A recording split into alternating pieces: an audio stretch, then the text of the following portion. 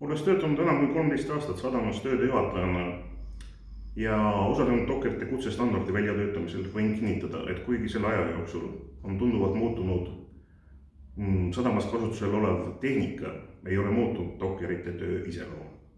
Endiselt käsitletakse suurtel kõrgustel suuri ja raskeid laste. Endiselt töötatakse nii päeval kui öösel välitingimustes, olenemata ilmast või aastaajast. Endiselt juhtub nendega peaaegu iga aasta õnnetusjuhtumid, mis sageli lõpevad ka surmaga.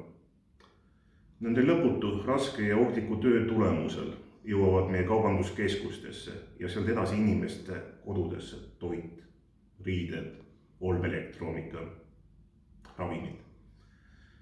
Järjest enam läheb neid kogenud ja oskustöötajaid pensionile, järjest vähem tuleb juurde uusi põlvkonna dokkereid, sest noorte silmis ei ole dokkerite töö enam nii prestiižne, kui see oli varem. Kui nüüd võtta dokkereilt ka nende sooduspensionid, kaotab see eluskutse veel viimasegi atraktiivsuse, mis sellega veel jäänud on.